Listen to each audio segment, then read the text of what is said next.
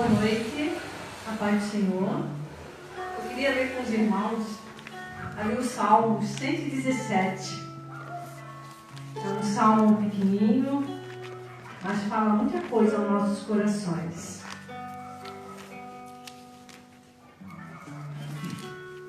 Glória a Deus. Que diz assim: louvai ao Senhor todas as nações, louvai-o todos os povos, porque a sua benignidade é grande para conosco, e a verdade do Senhor é para sempre. Louvai ao Senhor. Esse versículo aqui, Paulo também cita lá em Romanos 15, a partir do 9 e 11, que é para confirmar que o Antigo Testamento é um pré-anúncio da parte de Deus, da parte que vem de Deus, a dádiva da nossa salvação, para todos os habitantes, para todos os povos. E eu quero ler ali então em Romanos, só para confirmar, porque a palavra ela se completa, do Novo e no Antigo, que está ali em Romanos 15, eu vou ler a partir do 8 e tal. Digo, pois, que Jesus Cristo foi ministro da circuncisão, por causa da verdade de Deus, para que confirmasse as promessas feitas aos pais, e para que os gentios glorifiquem a Deus pela sua misericórdia, como está escrito: porque eu te louvarei entre os gentios, e cantarei ao teu nome. E outra vez diz: alegrai-vos, gentios, ou nações, povos, com o seu Deus. E outra vez, repete: louvai ao Senhor todos os gentios, e celebrai a todos os povos. Amém? Glória a Deus pela nossa salvação, que vem de Jesus. Então, nessa noite, eu quero, junto com os irmãos, estar louvando, adorando ao Senhor, porque Ele é digno. Amém? Deus amado, nós queremos nesta noite te exaltar, te adorar, engrandecer o teu nome, porque tu és digno, tu és maravilhoso. Senhor, e obrigada pela salvação que tu tens nos dado, Senhor, através do teu Filho Jesus, Senhor. Obrigada, Deus, obrigada. E recebe mesmo, Senhor, toda adoração, Senhor, porque tu és digno, tu és o amado de nossas almas, Senhor, e tu és tudo que precisamos. Sem ti nós não somos nada. Senhor, obrigada, Deus. Abençoa, Senhor, este momento, a tua palavra que vai ser ministrada, o louvor, Senhor, que tu venha mesmo, Senhor, operar o teu querer, Senhor. Nós te pedimos, te louvamos e te agradecemos, no nome de Jesus. Amém.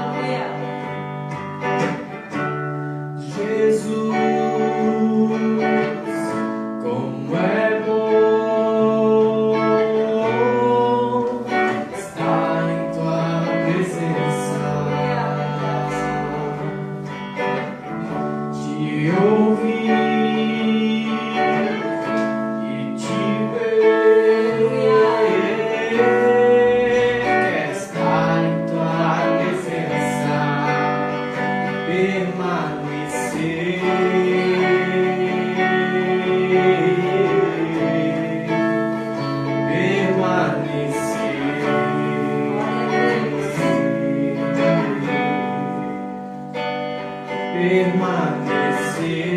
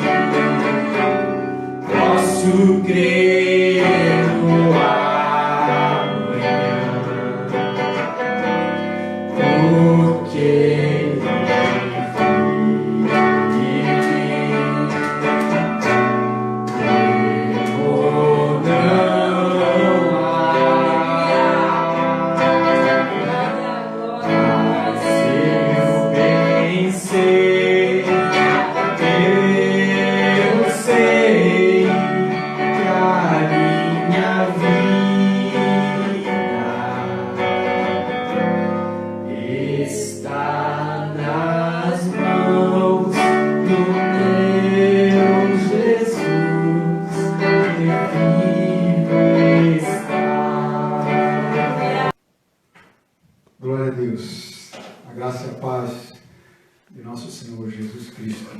Deus abençoe a sua vida, a sua casa. Amados, vamos compartilhar a palavra do Senhor. Queria que abrisse suas Bíblias no Evangelho de Mateus. Mateus capítulo 24, versículo 37. Mateus capítulo 24, versículo 37.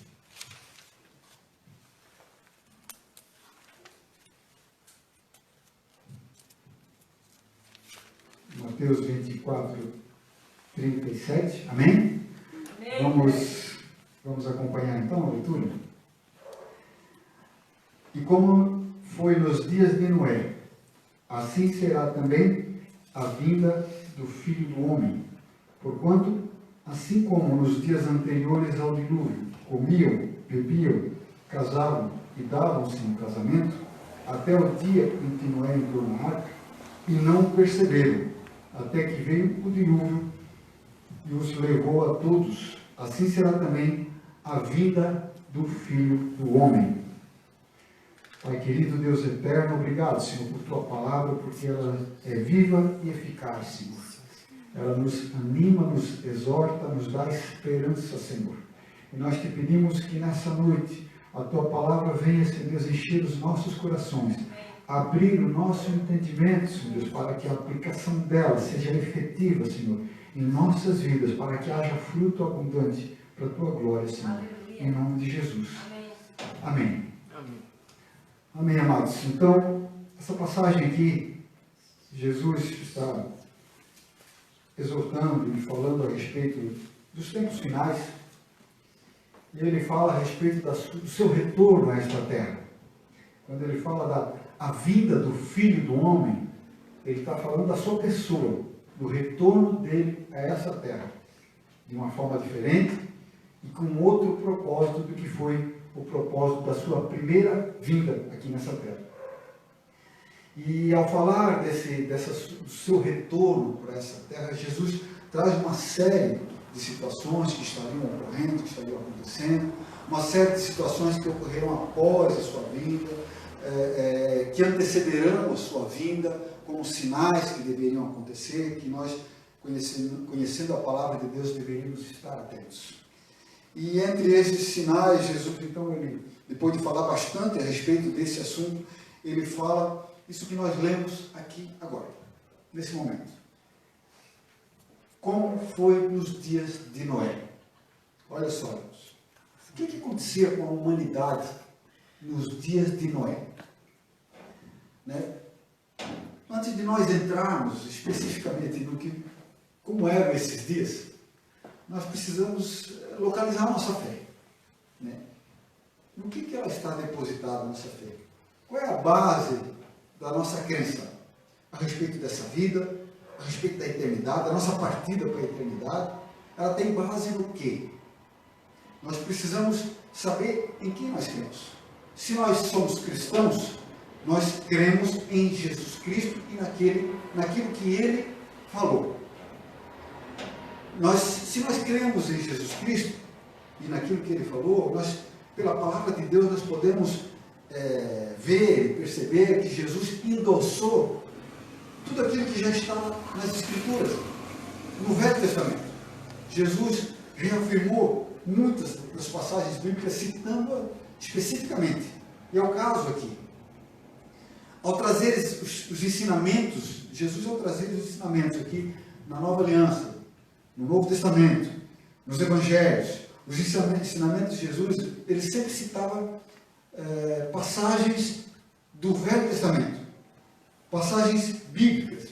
E quando citava essas passagens bíblicas, Jesus não fazia isso de forma alegórica, não citava esses fatos como tratando de uma alegoria, mas ele tratava esses fatos como relatos reais, como acontecimentos reais da história. E se nós cremos, então, que em Jesus, nós precisamos, então, dar crédito àquilo que ele falou. Irmãos, sugerir que a Bíblia e os relatos bíblicos, eles são um mito, são uma alegoria para o nosso ensinamento, que os povos antigos não compreendiam direito, embora existam alegorias na Bíblia, isso nós reconhecemos, isso fica bem claro quando elas aparecem nos trechos bíblicos, mas ensinar que as passagens bíblicas, os relatos históricos da Bíblia, são mitos, são alegorias, isso é negar uma interpretação coerente das Escrituras. Nós estamos considerando a Bíblia como um livro, né, místico, como um mito. Né? E a partir dessa consideração, qualquer tipo de interpretação pode ser feita. Depende, né, da criatividade do teólogo, ou, né, daquele que está falando a respeito da passagem bíblica. Se nós não entendermos os relatos bíblicos de uma forma real e não fantasiosa ou fictícia ou como mito, nós poderemos interpretar então as passagens bíblicas da Velha Aliança e até da Nova Aliança também, da forma como nós bem entendemos, como julgarmos, né, adequado para o momento que nós vivemos. Olha, irmãos, se Deus desejasse se comunicar com os homens, e Ele desejou, e Ele fez isso através de uma forma escrita, Ele certamente faria isso se Ele desejasse transmitir uma mensagem que seria crucial para o homem, uma mensagem de salvação.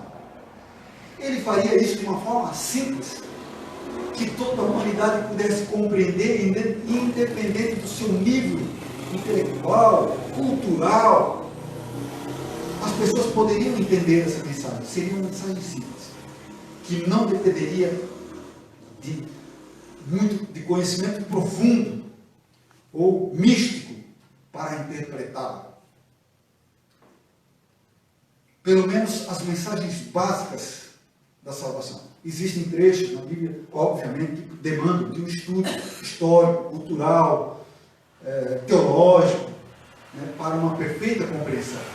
Mas o conhecimento básico para um relacionamento com Deus, ele está descrito nessa palavra de forma simples e singela. O Evangelho, ele é simples, singelo. Por isso que muitos não creem, porque esperam algo mais complicado, mais difícil para poder crer. Dessa forma, então, irmãos, Jesus cita uma passagem bíblica. Ele cita os dias de Noé, não como um mito, não como um relato específico, localizado, mas ele cita como um fato histórico acontecido do passado. E que nós vemos que toda a Bíblia testifica esse fato, em diversas outras passagens, além dessa que nós vamos observar agora, que é Gênesis 6. É sobre Gênesis 6 que Jesus está se referindo, lá no princípio do livro. Já havia se passado alguns anos até esse ponto aqui. Nós vemos que Jesus, ele cita, então, esses dias, numa comparação ao tempo do fim, ao tempo da vinda de Jesus, em que ele identifica a sua vida como o final dos tempos para a humanidade. Jesus está trazendo aquele discurso, falando do final dos tempos, dos sinais desse final dos tempos, dizendo que no final dos tempos ele próprio virá a essa terra, e ele diz que no final dos tempos então será igual esses dias que nós lemos aqui no capítulo 6 de Gênesis, os dias de Noé.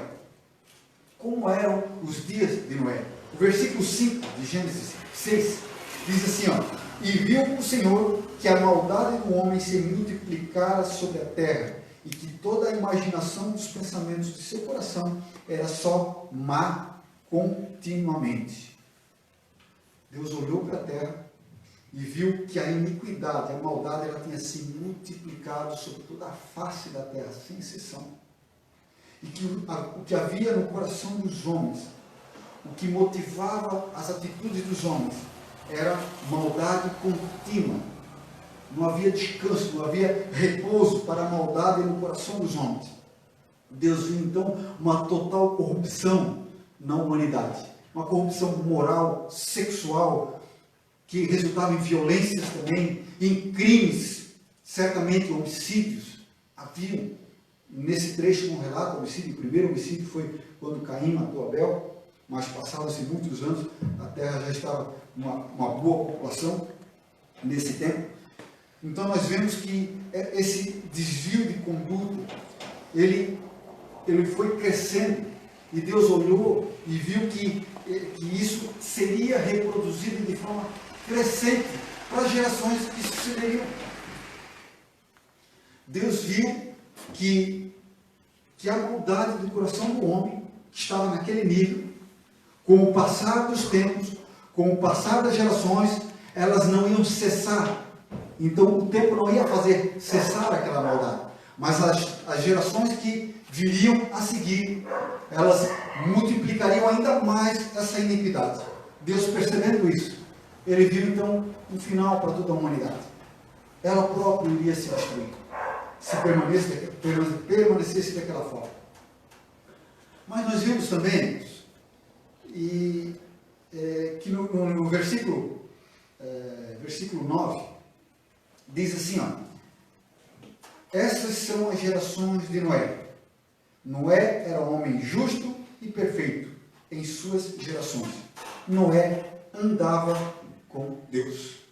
Então, no meio de toda aquela corrupção e perversidade da humanidade, Deus olha para um homem e vê que esse homem era justo, ele era perfeito, era correto diante de Deus. E ele não só era correto diante de Deus, como ele andava com Deus. Olha só, irmãos. Noé era um homem que vinha de uma linhagem, de uma semente, que tinha temor de Deus. Ele é da descendência dele, da descendência de Sete, o filho que Adão e Eva tiveram depois que Abel foi morto por Caim. Sete teve filhos. Ele era um desses filhos, Enos. A Bíblia diz que a partir do nascimento dele, da vinda dele, começou-se a terra, os homens começaram a buscar a Deus, a partir de Enos. Fala de Enoque, nessa linhagem de Noé estava Enoque. Esse homem, ele tinha tanta intimidade com Deus, que Deus o tomou para si. A Bíblia simplesmente diz que ele não foi visto mais, Deus o levou, arrebatou para ele. Numa figura do arrebatamento da igreja também. Enoque, ele teve um neto, que se chamava, aliás, um filho que se chamava Metusalém, que também era um homem de Deus, que também gerou um filho, que chamava Lameque, e o neto, filho de Lameque, era Noé. Homens que temiam a Deus, e que por temerem a Deus, eles ensinaram os seus filhos, a sua descendência, nos caminhos do Senhor. E quando nós encontramos Noé, um homem que era justo e perfeito diante de Deus, e que andava com Deus, isso não é por acaso. Isso ele aprendeu de seu pai, de seu avô, de seu bisavô, porque eles tinham uma longevidade em que eles poderiam conhecer até muitas gerações acima dele, de seus ancestrais. Um homem que andava com Deus. Um homem justo. Irmãos, andar com Deus. Algo para nós meditarmos, né? Se nós temos andado com Deus. Nós queremos muito que Deus nos abençoe, que Deus nos proteja, nós oramos por isso e pedimos isso, que Deus nos ajude nas nossas dificuldades, na nossa vida, nos dando direção, que Deus faça isso, faça aquilo, enfim, nós pedimos a todo tempo que Deus esteja conosco. Mas, em muitas vezes, nós nos negamos a andar com Ele. Nós queremos que Deus ande conosco, mas nós não queremos andar com Deus. Nós não queremos fazer o que agrada a Deus. Andar com Deus é um caminho que é agradável a Deus, um caminho que exige renúncia, um caminho de verdade, de justiça, de santidade, de temor a Deus, de se afastar do pecado, da iniquidade, da maldade, da prostituição, da palavra torpe da boca, se afastar de rodas de escarnecedores, se afastar de muitas coisas que nós sabemos que são más, que fazem mal para a nossa alma. Coisas que não agradam a Deus, e que quando eu ando por esses caminhos, não são os caminhos de Deus, eu não estou andando pelos caminhos de Deus, porque Deus anda por esse caminho que é reto, e quando eu adoto um caminho desse, de iniquidade, de pecado e maldade, é um caminho contrário, eu não estou andando com Deus. Noé era perfeito, era justo, e Noé andava com Deus. Vocês entendem por que Deus olhou para Noé e viu que ele era um homem assim? Porque ele andava com Deus. Nós temos andado com Deus? Ou nós queremos somente que Deus tenha um compromisso conosco e nós não temos compromisso com Deus? Qual é o nosso compromisso com o nosso Senhor? Noé tinha um compromisso muito profundo com Deus. Não só um compromisso religioso, ele andava com Deus. Isso fala de comunhão. Quando você anda com alguém, é alguém que você tem prazer da companhia. Por mais que essa caminhada seja longa e difícil, mas quando você anda com alguém com quem você tem prazer, essa caminhada se torna mais suave e mais leve. Essa caminhada é mais simples.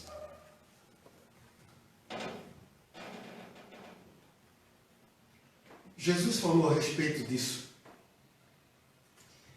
Sobre andar com Deus. Sobre comunhão com Deus. Em Lucas 9, 23, ele diz assim, ó, se alguém quiser vir após mim, ou seja, caminhar com ele, né? Negue-se a si mesmo, tome cada dia a sua cruz e siga-me. Então, se eu quiser andar com Jesus é caminhar com Deus, irmãos, é andar com Deus.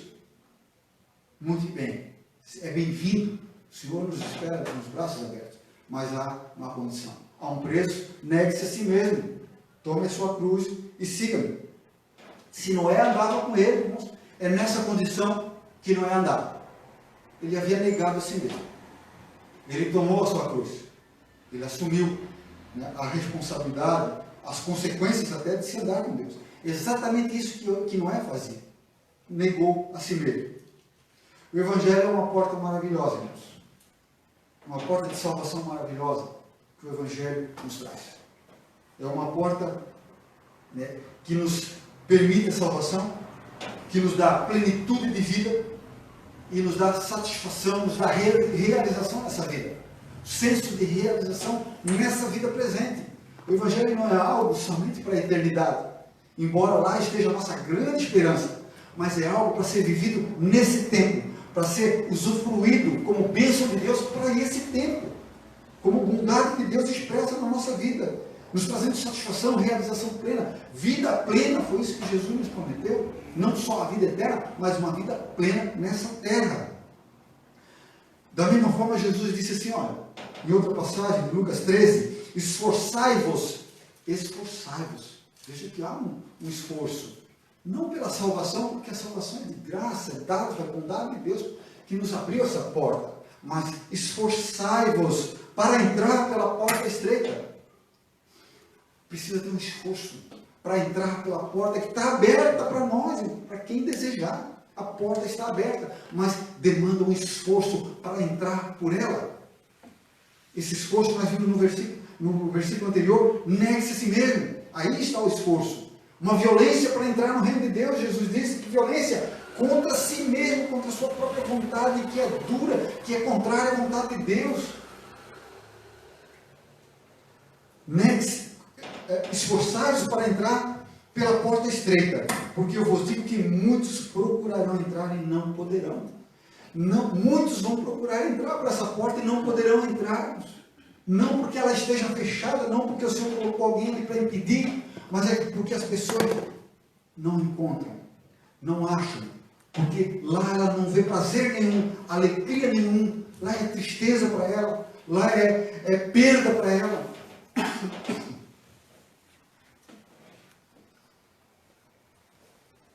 Essa porta que a graça salvadora de Deus, para ela não atende às suas necessidades, à necessidade da sua alma. Então ela não vai achar, não vai encontrar essa porta. Muitos não poderão. Jesus alertou, né, que a porta que leva à perdição, a porta que leva à perdição e o caminho que leva à perdição, ele é espaçoso e muitos vão entrar por ele. Então fala-se de duas portas. Uma porta estreita, um caminho estreito, que leva à salvação. E uma porta larga, um caminho espaçoso, que chega no final, tem essa porta bem larga, que leva para a perdição. Então, o oferecimento é atrativo aos olhos. A carne, porque a carne rejeita dificuldades, não quer renunciar, aos seus prazeres e ego, e a coisas que precisam ser renunciadas para andar com Deus, para entrar por uma porta que é estreita, que não cabe toda a tralha que eu quero levar, que a porta é estreita. As tralhas que nós queremos levar não passam por aquela porta, e nós não queremos largar essas tralhas, porque nós queremos entrar com ela, e lá não entra essas coisas. Mas a porta larga não, lá passa tudo que nós quisermos carregar, tudo aberto, tranquilo. Amados, quando nós assumimos o compromisso de andar com Deus e perseveramos nesse propósito, nós entramos sim por uma porta estreita, mas nós recebemos a graça de Deus para nos manter nesse caminho. E esse caminho, nesse caminho, nós passamos a desfrutar das riquezas insondáveis de Cristo. Nós passamos a desfrutar de uma graça imerecida, de uma paz que o mundo não pode dar, de um caminho, né, que o caminho espaçoso, né, de uma paz, né, que aquele caminho espaçoso jamais vai poder nos dar. A paz que excede todo o entendimento, o amor que está acima de qualquer coisa que nós possamos encontrar. É por esse caminho que nós somos cheios da graça do Senhor, que nos faz desfrutar dessas coisas, que nos dão consolo, que nos dão paz, que nos dão alegria. A graça do Senhor, esse favor imerecido é derramado sobre nós, para nós andarmos por esse caminho e entrarmos por essa porta que é estreita. E isso vai ser leve para nós que andamos por esse caminho. Porque o mais difícil foi feito lá na cruz. O mais complicado, o que era impossível para nós, Jesus fez lá na cruz. E a graça do Senhor, ela sempre se manifesta. Vejam só em Gênesis 6, né? Gênesis 6, nós lemos que Deus viu que toda a humanidade estava corrompida. Toda a humanidade, Deus não queria fazer aquilo que Ele disse que faria. E quando Ele olha para um homem e vê que ele era justo e perfeito, era um homem que já andava com Ele, nós vemos, versículo 8, Noé, porém, achou graça aos olhos do Senhor. A graça de Deus, irmãos, ela sempre encontra um espaço, um lugar para se manifestar. Mesmo com previsão de juízo, mesmo no meio de juízo, a graça de Deus encontra um espaço, porque Deus tem prazer em derramar a sua graça, a sua misericórdia, o seu perdão. Deus não tem prazer no juízo, mas Deus tem prazer na misericórdia. E a misericórdia triunfa sobre o juízo. E quando Ele decreta o juízo para esse mundo antigo, Ele encontra alguém para poder expressar a sua graça e mostrar o seu amor, e a sua bondade, a sua misericórdia. A graça do Senhor sempre encontra um alvo. Você é um alvo para a graça do Senhor? Você tem aberto o coração para receber a graça do Senhor na sua vida? Noé achou graça aos olhos do Senhor. Ele era justo e perfeito, ele andava com Deus. Andar em justiça e santidade com Deus. Irmãos, Noé achou graça, ele era justo, mas ele pagava um preço para andar com Deus. Pensa na geração onde ele vivia. Nós vimos o que a Bíblia fala sobre essa geração. Estava totalmente corrompida. Uma geração má e perversa. Corrupção moral, sexual, maldades, crimes, violências, trapaças, enganos, calúnias, difamações, falsos testemunhos. Uma geração totalmente corrompida, sem princípios, sem valores, sem Deus. Jesus disse que a sua vida seria como nos dias de Noé. Nós podemos identificar na geração de hoje essa geração? A geração de Noé?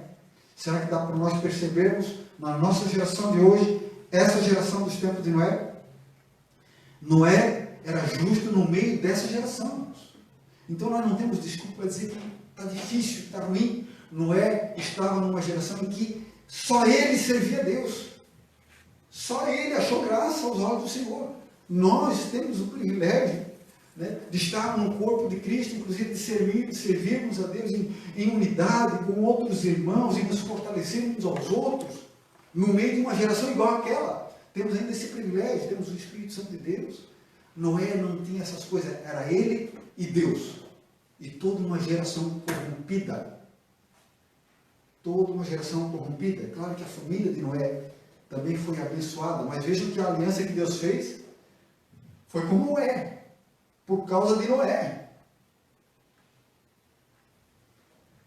Amados, Noé pagava um preço, porque ele estava no meio de uma geração assim.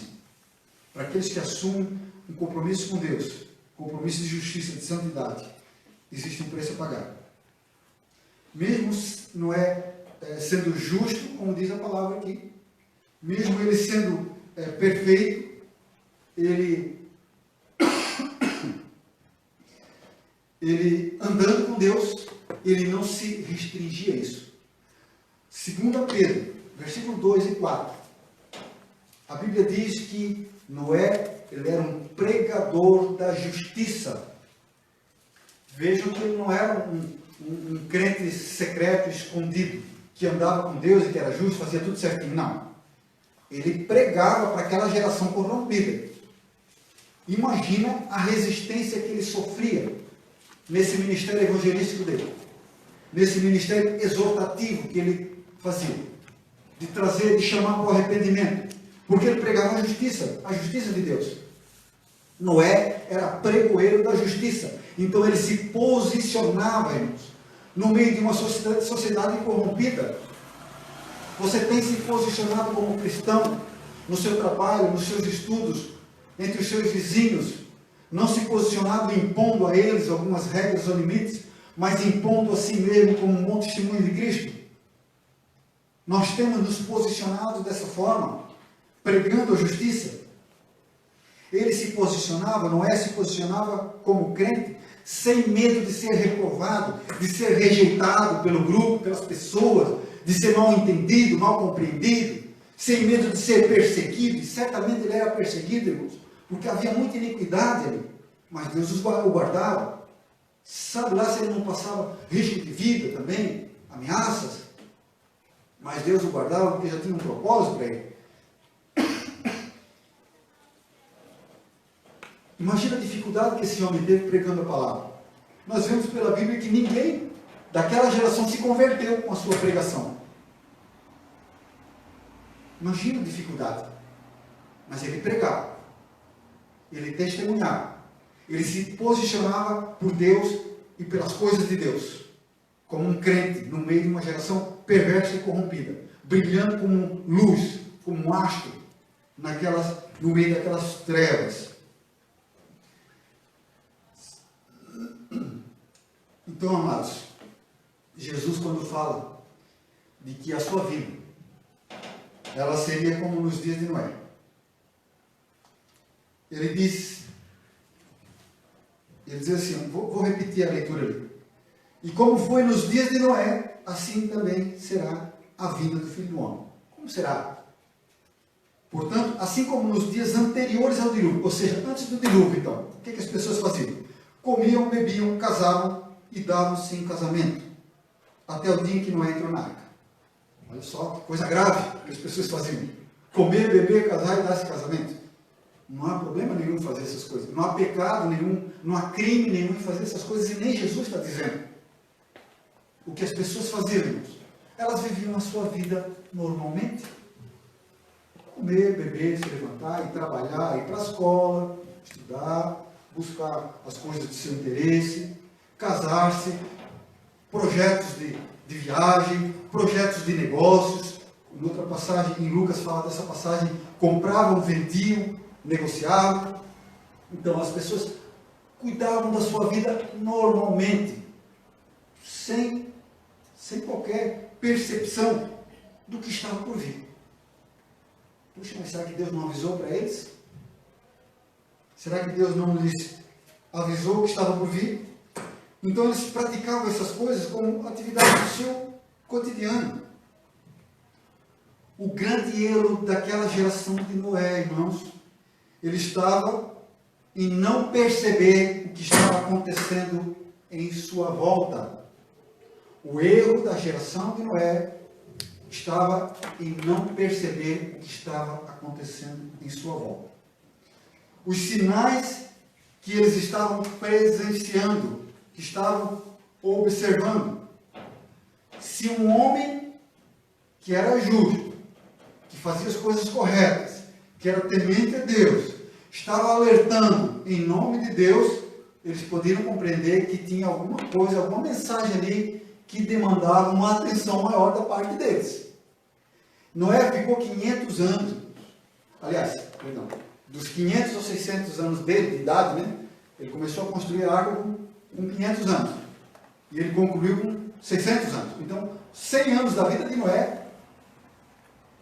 Que tipo de mensagem os irmãos acham que Noé pregava?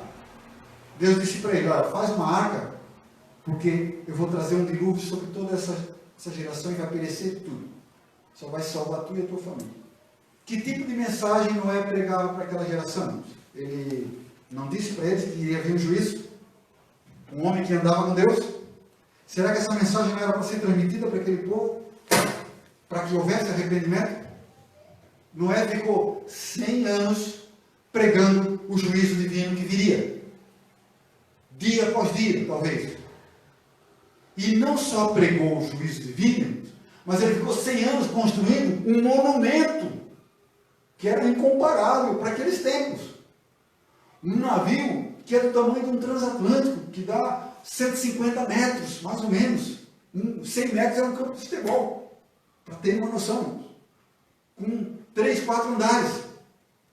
Era algo que não passava desapercebido. Não tinha como aquela geração sair de casa e olhar para o horizonte e não bater os olhos naquela obra monumental. Aquilo era um sinal para eles. Deus não precisava mandar Noé fazer arca, ele poderia livrar Noé sem essa arca, mas tinha um objetivo nessa arca.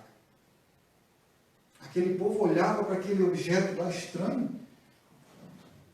e comiam, bebiam, casavam-se e davam-se em casamento. No começo talvez eles acharam estranho, tal, perguntaram, tal, e Noé pregando, dizendo, eu vou construir uma arca, ele dizia certamente, ele já sabia o que era, mas foi passando o tempo, e foi se acostumando com aquela imagem lá, no crepúsculo, né, batia lá o sol, aquela imagem daquela arca lá, puxa que bonito, foi se acostumando como se fosse uma árvore que cresceu ali, tudo normal, tudo tranquilo, perfeito, né? Então eles se acostumaram, irmãos, se acostumaram com a mensagem de Noé. Eles se acostumaram em ver aquela arca todos os dias. Imagina 100 anos, né? 100 anos olhando para aquilo. A arca, irmãos, ela representava sim o juízo de Deus que viria sobre a humanidade.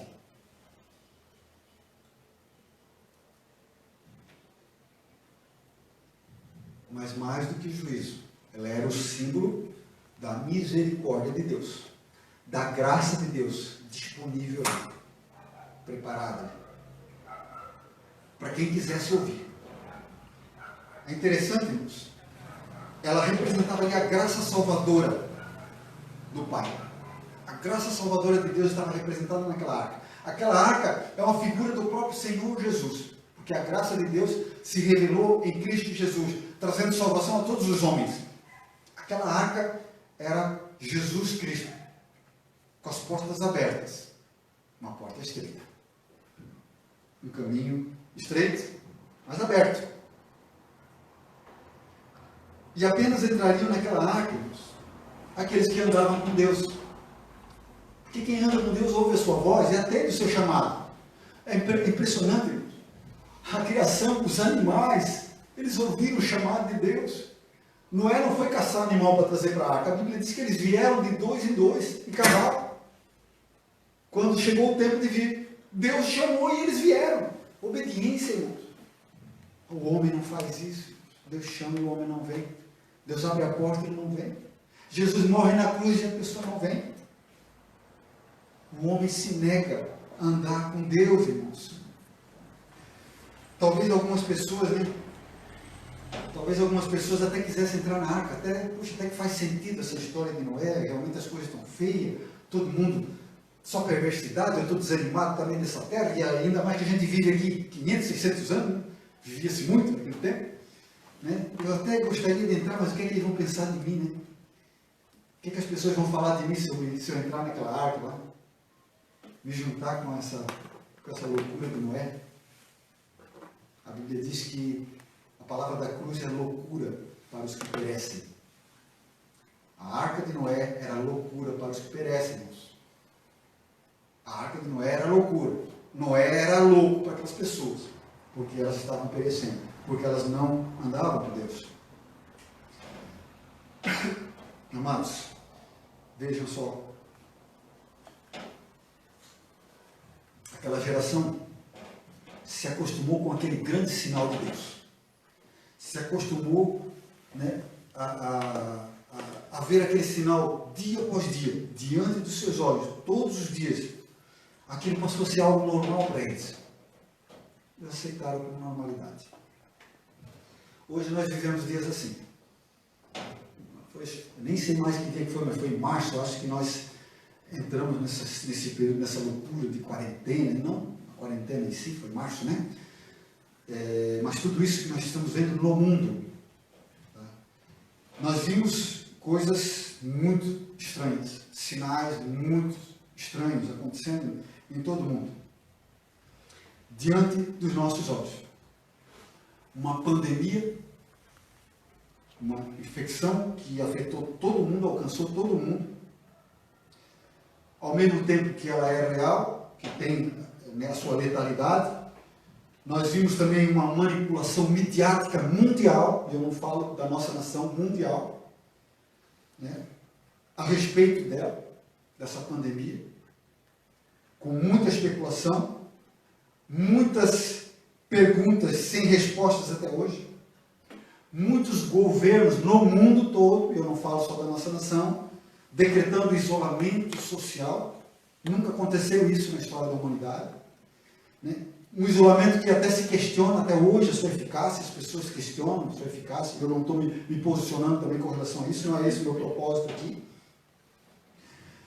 Nós vimos, né, que mesmo quando algum governante se posiciona contra esses isolamentos, outras instituições como o judiciário ou governos locais derrubam decisões, se posicionam a favor, e isso não está acontecendo só no Brasil, isso é no mundo. Nós vemos que as pessoas presas, vivemos vários fatos, não só aqui no Brasil, mas no mundo, pessoas presas por saírem às ruas, pessoas presas porque foram trabalhar, controle social, ou tentativa em alguns países, ou sugestões em algum país, de controle social através de um sinal de celular, hospitais vazios, pelo menos no princípio, né? Nós tínhamos hospitais vazios, e a imprensa divulgando óbitos, caixões, sepulturas, algo muito estranho, muito bizarro, uma palavra mais exótica aqui. Medicamentos sendo apresentados como não tendo qualquer efeito colateral, sendo usado por pessoas poderosas, por governantes, por autoridades, por médicos, mas sendo negadas à população, dizendo que ela tem efeitos colaterais. Enquanto nós vemos também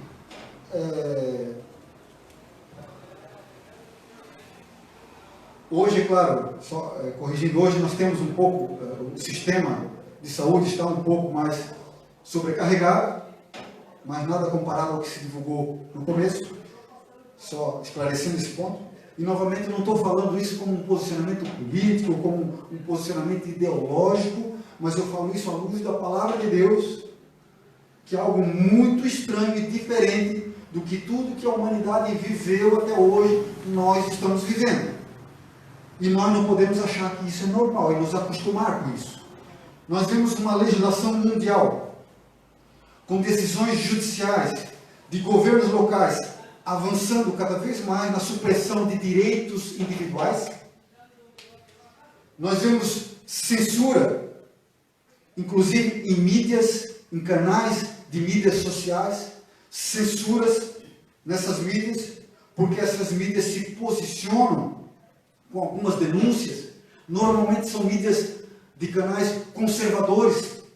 E aí nós temos que fazer um parêntese. Conservador, ele tem como fundamento, ele é fundamentado em princípios cristãos.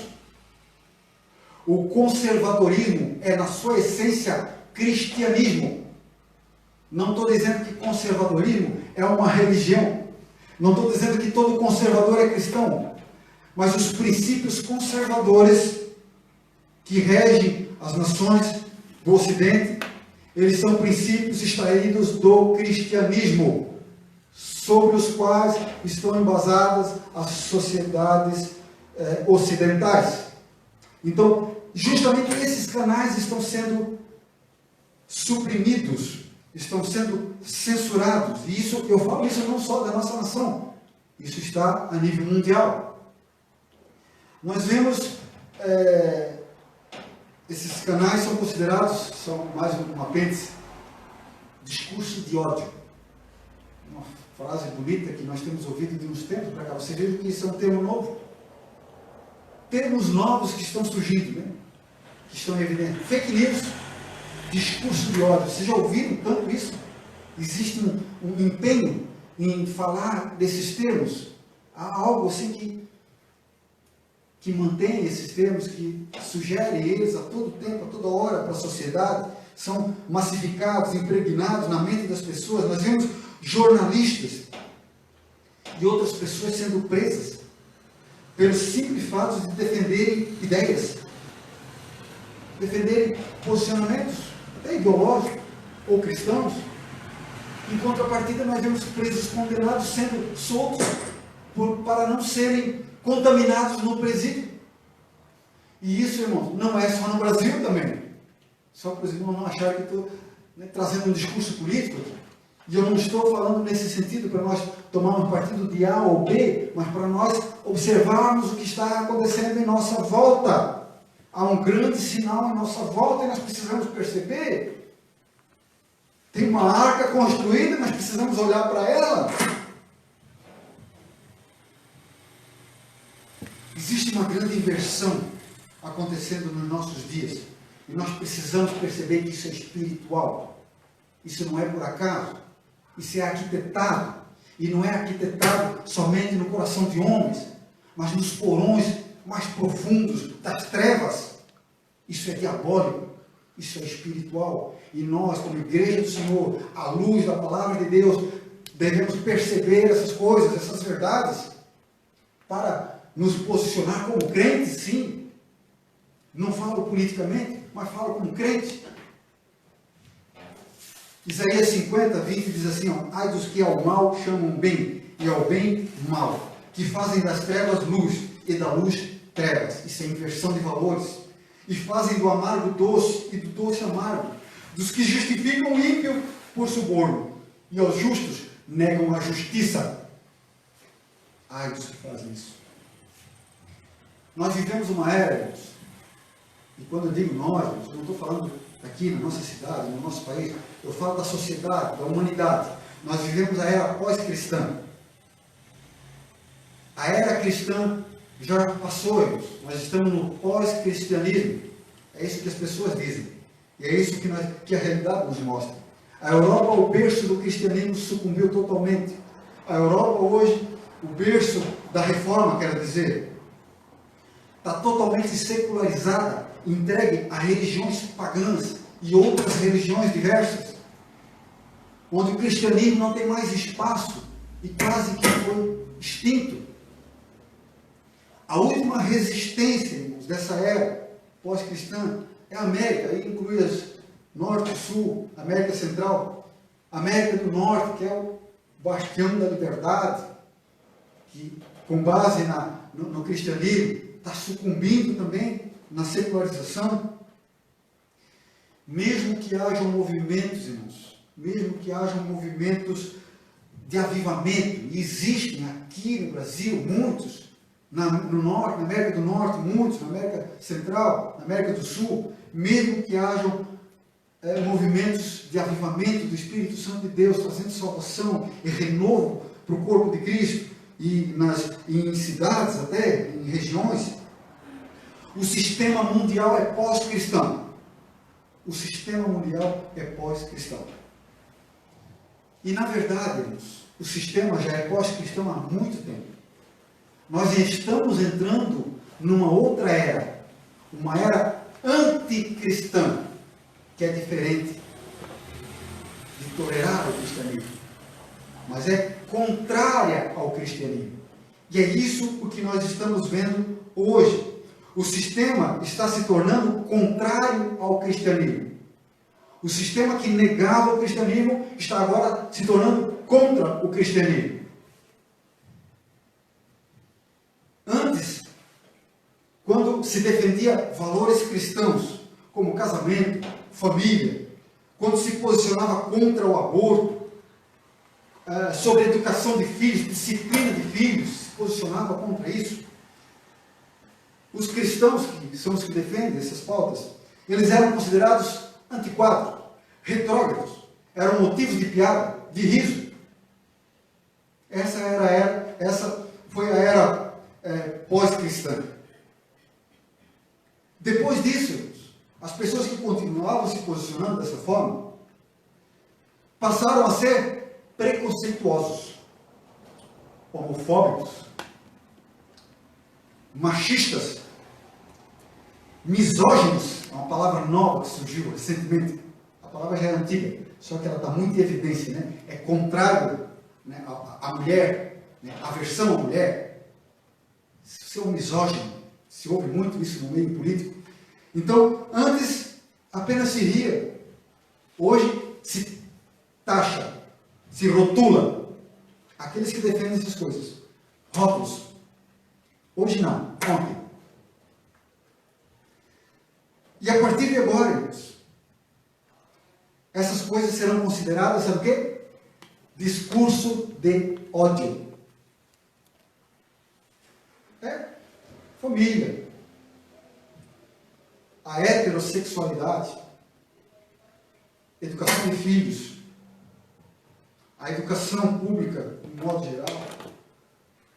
Essas coisas, se não for de acordo com o sistema, ela é considerada discurso de ódio. E quando houver discurso de ódio, tem que haver um combate contra isso. Tem que haver leis contra isso. O sistema jurídico da nossa nação, inclusive, semana retrasada, acho que foi semana retrasada, foi aprovado, primeiramente no Senado, está indo para a Câmara, né, um projeto de censura, que é totalmente contrário à nossa Constituição, mas está sendo aprovado, porque ele combate o discurso de ódio. Quando nós vemos pessoas nas mídias sociais, que elas são impedidas de realizar os trabalhos em mídias sociais, porque provocam discurso de ódio, elas são desmonetizadas, não recebem os recursos que elas teriam direito por terem bastante audiência, elas são bloqueadas nas mídias sociais, pessoas que têm milhões de seguidores, de repente ela traz um discurso de ódio e vai à plataforma e bloqueia, sem qualquer dificuldade, impedimento, porque alguém disse que aquilo é discurso de ódio. Quem disse que é discurso de ódio? O sistema está dizendo. Quem é o sistema? Não tem uma pessoa. A legislação está sendo pronta nesse sentido, irmãos. Uma era anticristã. Nós precisamos observar essas coisas, irmãos. Não podemos ficar somente comendo, bebendo, casando-se e dando-se em casamento. Nos dias que nós vivemos hoje, nós não podemos nos acostumar com isso e achar que isso é normal. É o novo normal, agora é assim. Apenas nos submetemos. Não estou dizendo, não estou trazendo uma revolta popular. Não é isso, irmãos. Não é essas coisas. Nós estamos falando para cristãos, para a igreja do Senhor, para se despertar que a arca está ali. Os sinais estão em volta, estão acontecendo. Tudo está sendo programado. Tudo que está acontecendo no mundo, irmãos. Nós não podemos nos acostumar com esse novo normal. O sistema mundial, o sistema econômico, o sistema jurídico, o sistema político, ele está sendo adaptado para uma nova ordem mundial, para receber aquele que vai se utilizar desse sistema para governar o mundo.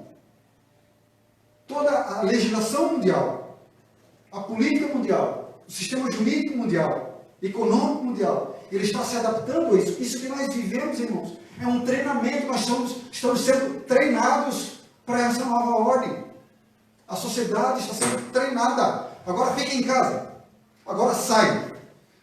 Não estou questionando as motivações dessas regras, se elas são importantes ou não. Eventualmente pode ser importante em momento de isolamento, não é essa a questão. Mas isso nunca aconteceu. E hoje um governo local diz, fique em casa, você não pode sair, porque você tem que ficar. O outro diz, sai, você sai. Então vejam que isso é uma programação para a população que está sendo feito na nossa sociedade. Isso não é em Navegantes, não é Santa Catarina, não é Brasil. Isso é mundial. Você vai ver lá na África, aqueles países pobres, as pessoas estão tudo dentro de casa também. Os cristãos estão sofrendo porque eles não recebem ajuda do governo por causa da perseguição cristã nesses países. Eles não podem buscar sustento e não recebem o auxílio do governo como nós recebemos aqui, aqueles que não têm condições. O sistema está sendo preparado. E isso é um treinamento, isso que nós estamos vivendo hoje nos nossos dias. Os irmãos compreendem o que eu estou falando? Não é um posicionamento político. À luz da palavra de Deus.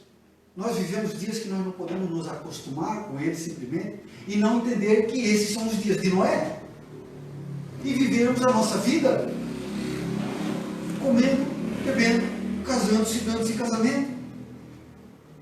Enquanto esses sinais acontecem diante dos nossos olhos, dia após dia. Levantamos, fizemos as nossas atividades, dormimos, para amanhã fazer as mesmas coisas. Alguns dentro de casa, alguns podem sair, mas mesmo que tenhamos a liberdade de sair, não se encontram mais as pessoas para poder sair por outra motivação qualquer, ou somente para dar um passeio, não se acha mais motivação. Nos tornamos reclusos. O medo, no princípio era o medo, mas agora são imposições legislativas. Irmãos, nós lemos no versículo 39, Jesus disse assim, olha, eles não perceberam até que veio o dilúvio. Até o dia em que Noé entrou na arca e eles não perceberam. Irmãos, isso é... Olha só, olha o que está escrito aqui. Nós precisamos perceber que a arca está ali. Que ela foi construída para nós entrarmos. Jesus fez a obra e nós temos que entrar. E a porta é estreita. Nós precisamos ouvir o alerta de Deus nesses dias. É mais um alerta de Deus. É a misericórdia de Deus. Por meio da igreja do Senhor. Que é como Noé nesses dias. A igreja do Senhor. Nós precisamos estar conectados ao corpo de Cristo, irmãos. Escuta, irmãos. Você que está, às vezes, acompanhando pela internet, você precisa estar conectado ao corpo de Cristo. Porque eu sei que muitas pessoas, às vezes, sequer acompanham pela internet. Você precisa estar ouvindo o que está acontecendo no mundo à luz da palavra de Deus. E você só vai ouvir isso conectado ao corpo de Cristo. Você não vai ouvir isso na grande imprensa. Veja bem, você precisa perceber que quando Noé entrou na arca, as pessoas não perceberam. Eu quero dizer, irmãos, que Noé já entrou na arca. E quero dizer também que só tem 7 dias. Não estou profetizando o tempo da chegada de Jesus, irmãos. Não espere isso de mim. Jesus disse que ninguém sabia o dia e a hora. Mas leiam lá em Gênesis comigo. Olha só que impressionante isso aqui, irmãos. Gênesis capítulo 7. Deus já tinha falado isso. E agora, primeiro ele anuncia para Noé. 7 dias, ele disse. E depois no versículo 10, olha só, versículo 9, aliás. Olha o que está escrito ali. 7 e 9. Entraram de 2 em 2 para junto de Noé na arca, macho e fêmea, como Deus ordenara a Noé. E aconteceu que passados 7 dias, vieram sobre a terra as águas do dilúvio. Por que Deus esperou 7 dias, irmãos? Os animais já estavam lá dentro. Noé, a esposa, os 3 filhos e as 3 esposas dos filhos já estavam lá dentro. E Deus espera 7 dias. Irmãos, o número na Bíblia, normalmente ele tem um significado didático. Os números na Bíblia, eles não são esotéricos, não são místicos, como em algumas religiões, mas eles são didáticos. E Deus os emprega na sua palavra para nos fazer conhecer alguns propósitos, como por exemplo, 40 anos no deserto, 40 dias de Jesus, no jejum de Jesus. Isso fala de provação, de tempo de prova. Só um exemplo. Quando Deus fez o mundo, Ele fez em 6 dias. Criou todas as coisas em 6 dias. O homem foi feito no 6º dia. No 7º dia, Deus descansou. E aí no 7º dia que Ele abençoou a sua criação. Veja que o 7º dia é a plenitude de Deus. O número 7 é a perfeição de Deus. A plenitude de Deus. O 6 é incompleto. Por isso que o número de homem, 666, é número de homem, número da besta, é imperfeito. Porque Deus é o número 7. É a perfeição. E quando Ele diz, Noé entra na arca, que depois de 7 dias, Ele falou antes isso para Noé, no versículo 4, 7, 4, ele diz, ó, porque passado ainda 7 dias faria chover na terra. 7 dias, irmãos, é o tempo da plenitude, da graça, da misericórdia de Deus. Deus ainda demonstra sua misericórdia mais uma vez, irmãos. A misericórdia se completou por mais 7 dias, esperando que alguém se arrependesse, para poder ser salvo. 7 dias, irmãos. Esse é o tempo que nós temos. Eu não estou falando de dias literais. Por favor, me compreendam. Não estou identificando qualquer dia em que isso vai acontecer na vida de Jesus. Ninguém sabe o dia e a hora. Os 7 dias fala da plenitude de Deus. Nós vivemos o tempo da misericórdia de Deus, em que Deus aguarda e espera na sua misericórdia para a salvação, para que nós entremos nessa arca, para que nós sejamos salvos. Irmãos, esse foi o tempo da plenitude da misericórdia de Deus. Deus esperou esse tempo. As pessoas, Noé ficou 7 dias lá dentro. As pessoas certamente sentiram falta da pregação de Noé. 7 dias, o que houve? Será que está doente? Não apareceu mais? Uns se sentiram aliviados, pelo menos não precisa ouvir esse louco aí, né? Mas não se sentiram dispostos a saber o que aconteceu com ele. 7 dias, e não se despertaram mesmo assim. Talvez eles se sentiram aliviados com a ausência dele. Né? Irmãos, se acomodar a esse mundo é um perigo. Se acomodar a esse mundo é um perigo. Noé já está dentro da arca, irmãos. Nós temos que estar atentos. Nós não podemos esperar passar esses 7 dias. Né? Esse perigo de se acomodar a esse mundo, ele se torna maior ainda, na medida em que nós negligenciamos as coisas de Deus. Na medida em que nós não temos mais desejo pelas coisas de Deus e prazer nas coisas de Deus.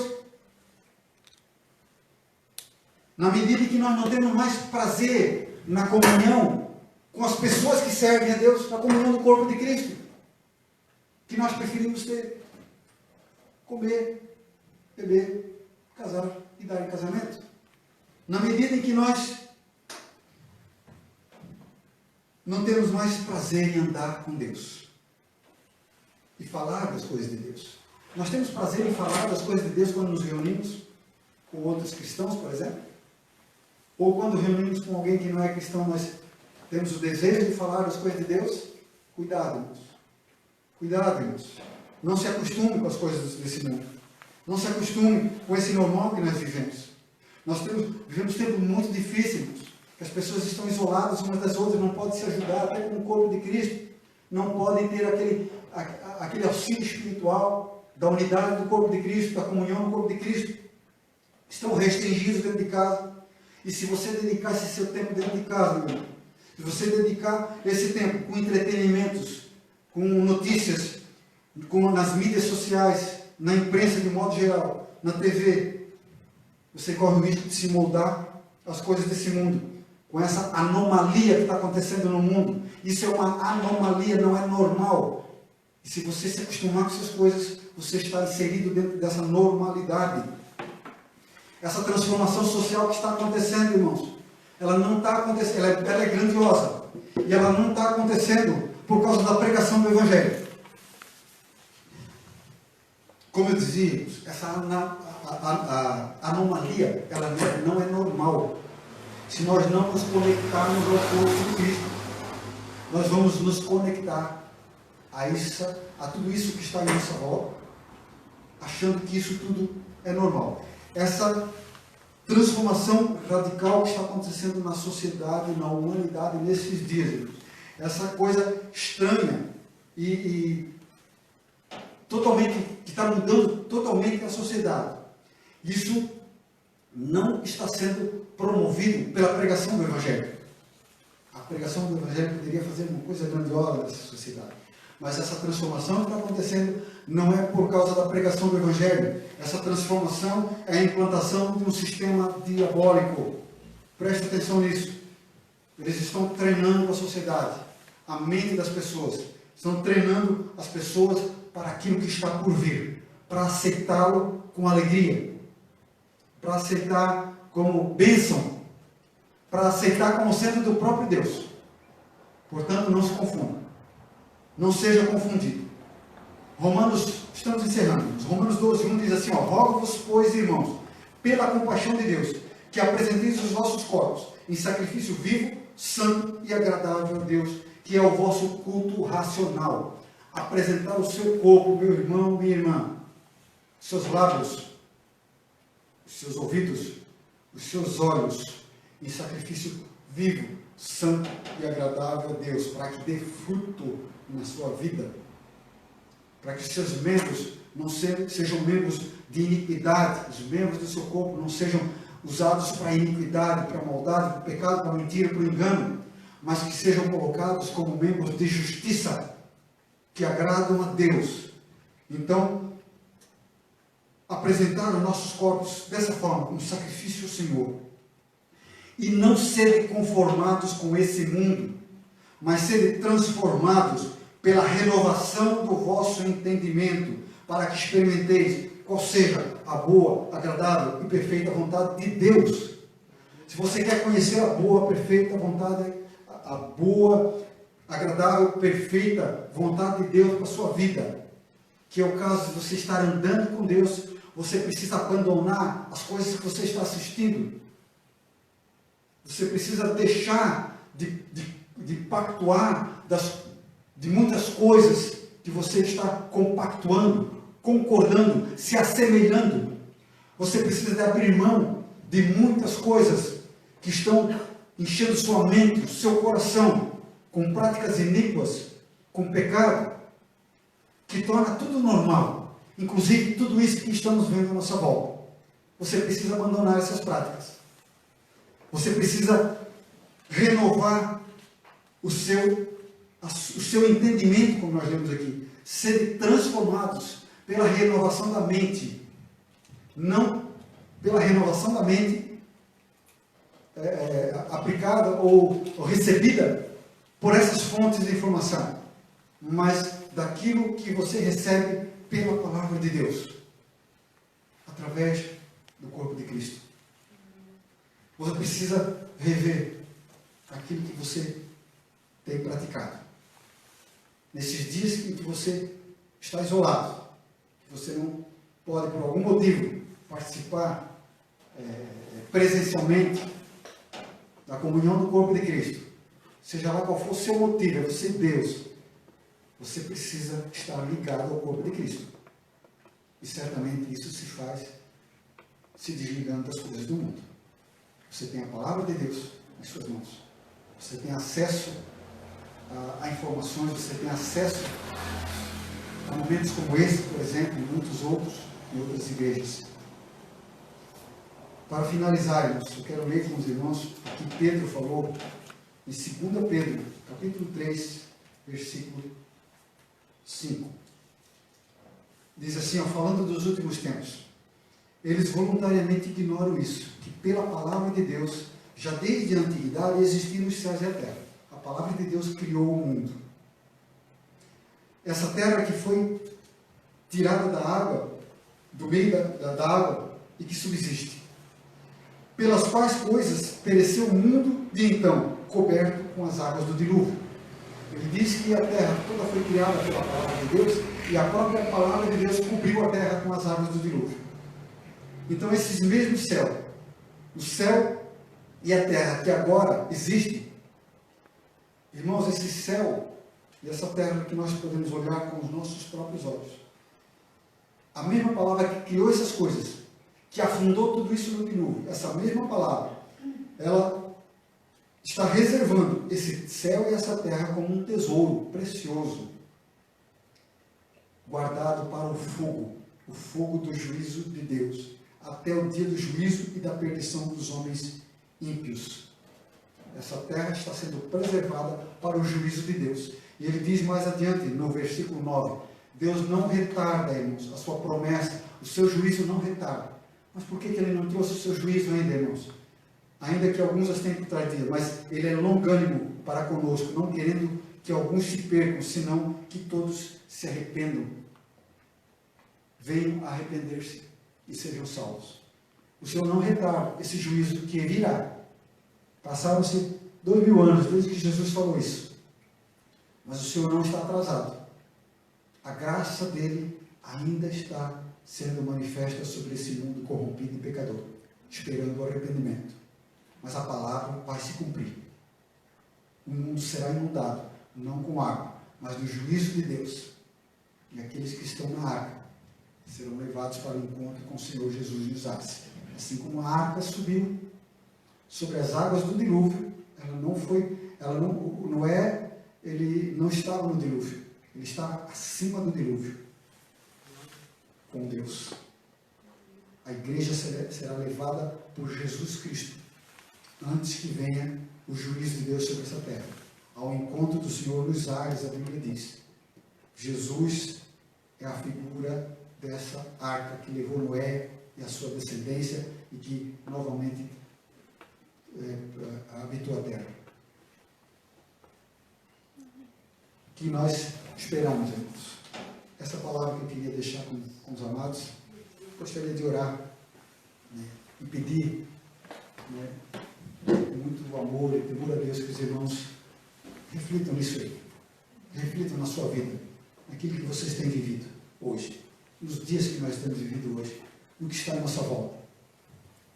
Vamos orar, querido Deus e Pai, em nome de Jesus, Senhor. Nós nos rendemos a Ti como, Senhor Deus, como filhos, Senhor Deus, remidos pelo sangue do Cordeiro, Senhor Deus, como alvo, Senhor Deus, da Tua graça, Senhor, da Tua misericórdia infinita que um dia nos alcançou, Senhor, e a Tua graça que hoje nos sustenta, Deus. Nós nos rendemos, nos quedamos a Ti, Senhor Deus, em gratidão e em adoração, Senhor. Em saber que essa graça que nos sustenta, Senhor, por esse caminho estreito, Deus, nos enche de alegria, de paz, de consolo, de esperança, Senhor. No meio de um mundo corrompido, em trevas, Senhor Deus, nós podemos olhar para Ti, Jesus, que és a nossa esperança. A porta que está aberta, Senhor, para nós, por onde nós desejamos entrar. O caminho que leva a ela, por onde nós temos trilhado, Senhor. Nos dá graça, Senhor, para continuarmos firmados nesse caminho, Senhor, para estar contigo, Senhor. Pai, em nome de Jesus, tem misericórdia, Senhor, desse mundo, Pai, que está perecendo, Senhor. Nos dá graça, Senhor Deus, para pregar a justiça como não é pregada, Senhor. Para alcançarmos aqueles todos que porventura se quebrantarem, Senhor Deus, e se reconhecerem a Ti, Senhor. Aleluia. Pai, em nome de Jesus, Senhor, nós te louvamos pela Tua santa palavra, Senhor. Amém. Amém, Jesus. Glória a Deus.